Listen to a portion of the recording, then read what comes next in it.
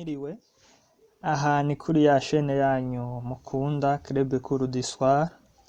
Nkuko twari twabibemereye, ubu tugomba turabire hamwe exercice igira gatatu, iya kane, iya gatanu, iya gatandatu hamwe n'iyindwi muri ino video tugombe tubashikirize. Turacari muri première leçon, nombre décimaux, les fractions décimales et leur écriture. Rero mutega amatwi neza, mwumvirize mukurikirane izi exercice zine, izi exercice zitanu, ya gatatu, ya kane, ya gatanu, ya gatandatu hamwe n'iyindwi mw'iyi video. Twizera yuko muza kuzumva neza kuko ziranoroshe, ziroroshe cane ntiziza kubagora. Rero dutangurire kuri exercice igira gatatu. Muje mu bitabo vyanyu à la page numero 11, Manuel de l'élève à la page numero 11, murabe kuri exercice igira gatatu kugira ngo dukore tujana niho muvyumva neza. Dukeneye yuko ata munyeshuri numwe wo mu yindwi azovuga ngo ibiharuro ngo mate yamunaniye. Turi ngaha ku bwanyu kugira ngo tubibereke, mumenye, muryoherwe, muronke amanota meza, babashimire n'abavyeyi banyu babashimire. Okay, dutangure exercice rero igira gatatu. Kuri exercice igira gatatu ni murabe à la page 11 bavuze bati place dans un tableau de numération les nombres suivants. Baduhaye le nombre ici, baraduha le nombre ici, baraduha le nombre ici, baraduha le nombre ici, bongera baraduha le nombre ici. Baca badusaba yuko tuzishira muri tableau de numération décimale. Tableau de numération décimale twarabonye mu vyigwa mu ma video twagiye dutanga yo kuri leçon ya mbere, ayo twabanjirije imbere, twarabonye ukuntu bacapa tableau de numération décimale. Ubu rero baduha ivyo biharuro kugira ngo tubishire muri tableau de numération décimale. Reka rero ducape tableau de numération décimale kugira ngo dushiremo ibi biharuro baduhaye. Ok, voici le tableau de numération décimale. Ça c'est le tableau de numération décimale que nous avons ici. Il y a la parité entière, il y a la parité décimale. Au niveau de la parité entière, nous avons les milliards, les millions, les mille, les unités. Au niveau de la parité décimale, nous avons les dixièmes, les centièmes et les millièmes. Au niveau des milliards, ucucamwo ubuparité butatu, kamwe kama centaine, dizaine, unité. Au niveau des millions, naho nyene ubuparité butatu, akama centaine, kama dizaine, kama unité. Au niveau des mille uko nyene, ama centaine, ama dizaine, ama unité. Au niveau des unités uko nyene. Hanyuma dans la partie décimale ushirayo le dixième, le centième, le millième. Ntuyicamwo gutatu nkuko twagize ama centaine, ama dizaine, ama unité. Muri partie décimale ni dixième, ni centième, ni millième. Bikagarukiraho. Canke nayo ufise ibiharuro vyinshi biri inyuma ya virgule, ino inyuma ya millième urashobora kongerako 10 millième, urashobora kongerako 100 millième kubandanya. Okay, aha rero tuba duhejeje gucapa tableau de numération décimale. Kandi nababwiye yuko umunyeshuri wese wo mu yindwi ategerezwa kuba azi gucapa neza iyi tableau de numération décimale nkuku. Utegerezwa kuba uzi kuyicapa neza mwikaye ryawe. Ubu rero duhejeje kuyicapa, reka dushiremwo ibi biharuro baduhaye. Duhere kwiki ca mbere 52,8.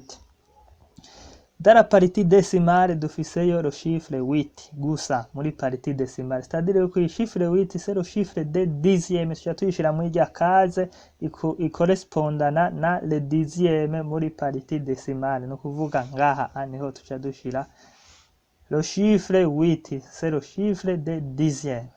Hanyuma 2. 2 tuba turi muri parité entière. Nuko turi avant la virgule. Tuba turi muri parité entière. 2 rero c'est le chiffre des unités ikijaha. 2 iyitanguriye c'est le chiffre des unités ica iza aha. 2. 5 c'est le chiffre des dizaines ici ica iza aha. Aha iki giharuro cacu 52,8 tuba duhejeje kugishira muri tableau de numération. Ubu tuca tuza kwiki kigira kabiri baduhaye. Iki kigira kabiri baduhaye inyuma ya virgule turabona ko hariyo 2 duhereho ku iki canyuma. Iki canyuma gihereza iyi 8. 8 ici au niveau c'est la partie décimale ici. 8 c'est le chiffre des millièmes. Ni ukuvuga tuza aha muri partie décimale turabere millième aho ziri nice. Ni ukuvuga ko iyi chiffre 8 izoba iri ngaha au niveau des millièmes. Uku 8 millièmes. Iyi D ikurikira c'est le chiffre des centièmes ica iza aha au niveau des centièmes. Iyi D iyindi c'est le chiffre des dixièmes ica iza ngaha au niveau des dixièmes comme ça. Et le 5 ici, nous sommes dans la partie entière. 5 c'est le chiffre des unités ica iza aha. On a 5 ici. Donc c'est 5,228. Iki kikaba kirarangiye. Tuje kwiki gikurikira 500,208. Iyi 8 ihereza aha. Ça c'est le chiffre des millièmes ica iza aha. 8. Iyi 0 ikurikira ça c'est le chiffre des centièmes iza aha au niveau des centièmes ici. C'est 0. Hanyuma iyi D nayo ikurikira ça c'est le chiffre des dixièmes dans la partie décimale. Ça c'est le chiffre des dixièmes ikiza aha au niveau des dixièmes niho hariyo 2. Aho tuje muri partie entière hariyo 5 ça. Iyi 0 iyi ça c'est le chiffre des unités iza aha. Iyi 0 ikurikira ça c'est le chiffre des dixièmes iza aha. Iyi 5 rero ça c'est le chiffre des centaines ica iza aha au niveau des centaines ici mu ma unité. Tukaba duhejeje gushira muri tableau de numération le nombre 5,208. OK, tuje kwiki gikurikira. Iki gikurikira au niveau de la partie décimale dufiseyo 0,8. 0,8. 8 iyi rero ihereza ça c'est le chiffre des centièmes. Iyi rero tuyishira ha muri centième. Aha. Niho haja 8. Iyi 0 ikurikira ça vient ici comme ça. Ivyo muri partie décimale biba biheze. Tuje muri partie entière dufise yibi. Iyi 0 itangura aha. Donc iyi 0 vient ici au niveau des unités. Iyi 0 itangura aha ça vient ici au niveau des unités. Iyi 2 ikurikira ça vient ici au niveau des dizaines. Comme ça. Iyi 0 ça vient au niveau des centaines ici. Et puis, iyi 0 ici, ça c'est au niveau des mille. Tugeze mu ma mille. Iyi 0 ça vient ici au niveau des unités de mille. Iyi 0 ikurikira ça vient ici au niveau des dizaines de mille. Iyi 5 nayo ça vient ici au niveau des centaines de mille. Iki giharuro tukaba duhejeje kugishira muri tableau de numération. Tuje kwiki. Iki baduhaye 50,002,8. Donc inyuma ya virgule hariyo 8 gusa. 8 ça c'est le chiffre des dixièmes. Nibitangura ça c'est le chiffre des dixièmes ica iza aha. No tuja dushira 8. Hanyuma iyi 2, nous sommes dans la partie entière au niveau des unités. D ikiza aha au niveau des unités ici. Le 0 qui suit ça vient ici au niveau des dizaines. Le 0 qui suit encore ça vient ici au niveau des centaines. Le 0 ici, ça c'est au niveau des mille, les unités de mille. Ça c'est le 0. Ça c'est le chiffre des unités de mille. Ça vient ici au niveau des unités de mille. Ici c'est 0. Et puis 5, ça vient ici au niveau des dizaines de mille. Iki tukaba turahejeje kugishira muri tableau de numération. Donc exercice ya gatatu aha turahejeje kuyikora. Turahejeje guplasa ibiharuro byose baduhaye muri tableau de numération. Tuje kuri exercice igira 4. Exercice igira 4 batubwiye bati écrire le nombre de le chiffre des centaines est 2. Le chiffre des centaines c'est 2.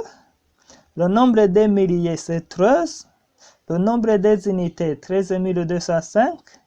Le nombre des centièmes 25. Et le chiffre des millièmes c'est 8. Bacha batubwira ati twandike iki giharuro. Giharuro rero gifise le chiffre des centaines 2, le nombre des milliers 13, le nombre des unités 13,205, le nombre des centièmes 25 et le chiffre des millièmes 8, c'est le nombre 13,205,258. Voici la réponse. Donc son nombre c'est celui-ci 13205,258 aho exercice ya kane ibiheze. Tuje kuri exercice igira gatanu kuri petit a. Exercice igira gatanu kuri petit a batubwiye bati recopie les nombres suivants en supprimant les zéros inutiles. Explique pourquoi ceux que tu gardes ne peuvent pas être supprimés. Muma activité ya nyuma twari twakoze exercice isa n'iyi, murabe kuri activité ya gatanu muri rubrique activité twari twakoze exercice isa nk'iyi. Twavuze dute amazero yose ari ngaha muri partie entière atangurira ino atagiharuro bicanganye, ça ce sont des zéros inutiles, tandis que amazero yose abahereza muri partie décimale atagiharuro kiyacanze, ça ce sont des zéros inutiles. No kuvuga yuko izi zitangura aha turazisuprima, nizi zihereza no muri partie décimale tuzisuprime. No kuvuga yuko ngaha tuzohya dusigarana igiharuro cyacu 2,8. Les deux zéros zitangura muri partie entière, ce sont des zéros inutiles. En même temps, nizi 5 zéros zihereza muri partie décimale, ce sont des zéros inutiles. On les supprime comme ça. Ok, tuje kwiki gikurikira. Aha muri partie entière nta zero zitangura. No kuvuga yuko ngaha nta kubera ta zero iri imbere ya 5 itangura n'imbere ya 5, no kuvuga yuko ta zero nimwe tuza gusuprima muri partie entière. Muri partie décimale naho twavuze yuko amazero yose ahereza muri partie décimale aba ari amazero inutile. Or hariyo zero ihereza ino atakindi giharuro bikurikirana, iyi zero turayisuprima tuca dusigarana iki giharuro dukuyemo iyi zero comme ça 5090,0803. C'est ça la réponse. Tuje kwiki gikurikira dufise 001,0040. No kuvuga yuko izi zero zose zitangura muri partie entière, izi ce sont des zéros inutiles, izi zibiri turazikuramo. Cyo kimwe n'iyi zero ibihereza muri partie décimale, iyi zero ihereza muri partie décimale aba ari zero inutile, tuca dusigarana igiharuro rero 1,004. Izi zibiri zitangura ziravamo, n'iyihereza ino muri partie décimale ikavamo, hagaca hasigara réponse iyi. Ok, tuje kwiki gikurikira baduhaye 0,0004,10. Nukuvuga yuko izi zero zose zine zitangura muri partie entière zitangurira n'imbere, izi ziravamo, ce sont des zéros inutiles.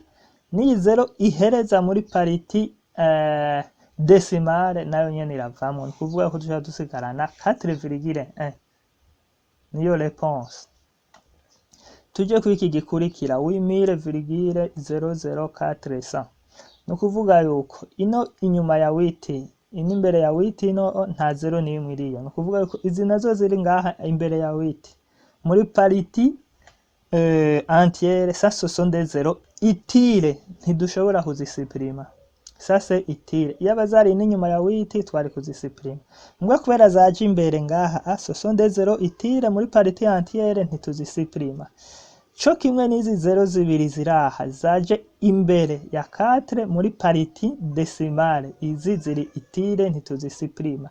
Mugizi zaje muri partie décimale zikaza inyuma ya 4 zikazino uku, izi zibiri zihereza, izi ce sont des zéros inutiles, turazisuprima. Donc tuzoba dusigarana igiharuro cyacu 8000,004 twakuyemo izi zibiri zihereza muri partie décimale. Ok, tuje kwiki cyanyuma gire ngaha twavuze yuko les zero zitangura muri partie décimale, muri partie entière, izi ce sont des zéros inutiles, izi turazikuramo izi zitatu. Cyo kimwe na zero ibihereza atakindi giharuro bikurikirana ino muri partie décimale, niyi ni zero inutile turayikuramo. Donc la réponse tuca dusigarana 58,200,02. Aho petit a yo kuri exercice ya gatanu ikaba iraheza. Tuje kuri petit b. Petit b batubwiye bati écris ce nombre sous forme d'une somme de nombres entiers et de fractions décimales. Donc ibi biharuro baduhaye ngaha tuvyandika sous forme d'une somme d'un nombre entier et de fraction décimale. Ni kuvuga iyi 2,8 tuzoca tubona yuko ingana na 2 plus 8 sur 10. Donc 8, ça c'est le chiffre de dixième, ça fait 8 sur 10. 2 plus 8 sur 10. Aha tukaba turihereje gukora iki. Tuje kwiki. Iki sous forme d'un nombre entier ni 5090 plus, donc la réponse iza kuba 5090 plus i 0 yaha ni ça c'est le chiffre de dixième, donc ni 0 sur 10, iyi ntitwirirwa turayandika ni 0. Iyi 8 ikurikira, ça c'est le chiffre de centième, tuja tugira plus 8 sur 100. Iyi 0 ikurikira ngaha ni 0 sur 1000, ça c'est le chiffre de millième, iyi ntitwirirwa turayandika, iyi 0, c'est 0 sur 1000 ni 0. Iyi trou ihereza aha, ça c'est le chiffre de 10 millième, 10 millième. No kuvuga yuko iyi trou tuja tugira plus 3 sur 10 millième, sur 10 000. Iyi rero niyo nyishu ico giharuro aho tuba duhejeje. Ok, tuje kwiki. Iki ni 1,004, iki kizoca kingana 1 plus 4 sur 1000. C'est-à-dire i 0, ça c'est le chiffre de dixième, ni 0 sur 10, iyo ni 0 ntitwirirwa turayandika. Iyi gira kabiri, ça c'est le chiffre de centième, iyi ni 0 sur 100, ça fait 0 encore, ntitwirirwa turayandika. Iyi 4, ça c'est le chiffre de millième, tuca tugira plus 4 sur 1000. Iki tukaba turakirangije. 1 c'est le nombre entier, plus fraction décimale 4 sur 1000. Ok, 4,1, tuca tugira 4 plus 1 sur 10, comme ça. 4 plus 1 sur 10, 1, ici c'est le chiffre de dixième, on dit 1 sur 10. Donc ça c'est la somme d'un nombre entier. Le nombre entier 4 et d'une fraction décimale 1 sur 10. Ok. Tuje kwiki gikurikira 8000,004, iki kica kingana. Le nombre entier c'est 8000 plus 4 sur 1000. 4 ici, c'est le chiffre de millième, on dit 4 sur 1000. Ok, tuje kwiki gikurikira haa. Le nombre entier c'est 58200 plus 2 sur 100. Comme ça. 58200 plus 2 sur 100. Donc 58200 c'est le nombre entier, 2 sur 100 c'est la fraction décimale. Iyi exercice ya gatanu rero ukaba urahejeje kuyikora. Tuje kuri exercice igira gatandatu, murabona yuko vyoroshe. Exercice igira 6 ni batubwiye bati écris les nombres suivants sous forme d'un nombre ayant une partie entière et une partie décimale. Donc ibiharuro baduhaye tuvyandike nk'igiharuro gifise une partie entière na une partie décimale. Hanyuma cyatubwira ati souligne une fois la partie entière et deux fois la partie décimale.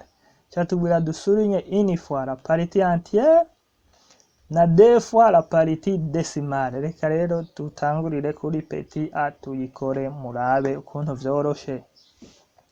Biroroshe cyane. Petit a ni 25040 unités 3 millième. Tuca tuyandika sous forme d'un nombre ayant une partie entière et une partie décimale. Hanyuma tuce dusoulinya la partie entière une fois na partie décimale deux fois. Tuzoca dutora une réponse comme ça. 25040 unités 3 millième.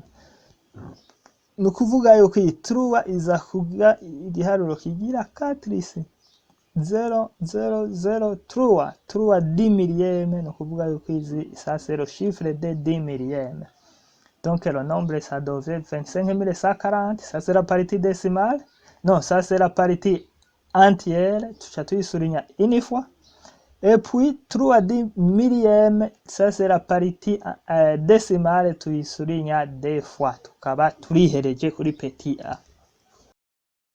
Petit b baduhaye 17 centième. 17 centième zingana na 0,17.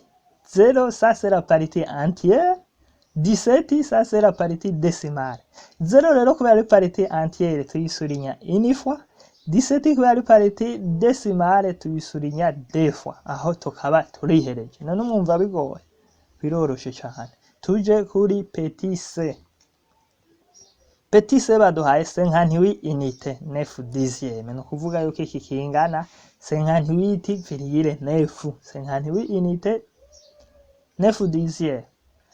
I 58 ça c'est la parité entière, et 9 ça c'est la parité décimale. La parité entière on souligne une fois, la parité décimale on souligne deux fois, donc 9 il souligne deux fois, 58 il souligne une seule fois. Ico tukaba tuyihereje. Tuje kuri d baduhaye 456 millième, iki kingana na 0,456. Donc 0 ça c'est la parité entière, 456 ça c'est la parité décimale. 0 tuca tuyisurinya une fois, 456 tuca tuyisurinya deux fois kuko ni parité décimale. Aha exercice ya gatandatu yose tukaba turayirangije. Ubikoze uko amanota baca bakwandurira yose kuri yose, ugaca witahira unezerewe. Tuje kuri exercice igira ndwi. Exercice igira ndwi, ugume muraba neza mu bitabo, à la page 11, manuel de l'élève 7e à la page 11, exercice igira 7 niyo tugombe tujeko. OK.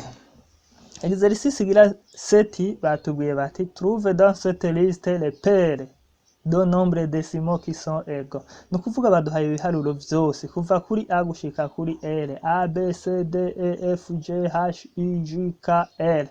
Ibi biharuro rero harimo ibiharuro bisa, bimwe ugiye kubikora usanga bingana. Ibi biharuro nivyo batubwiye yuko turondera muri liste les paires de nombres décimaux qui sont égaux, bingana. Reka rero duhere kuri A. A dufise 1,09.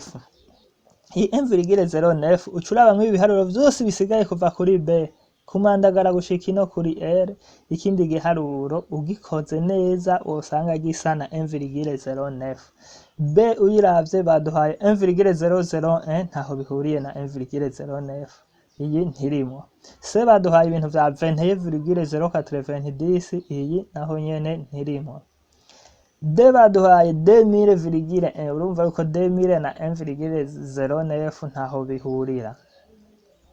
Tuje kuri E baduhaye 0,310, iyi nayo nyene ntirimo.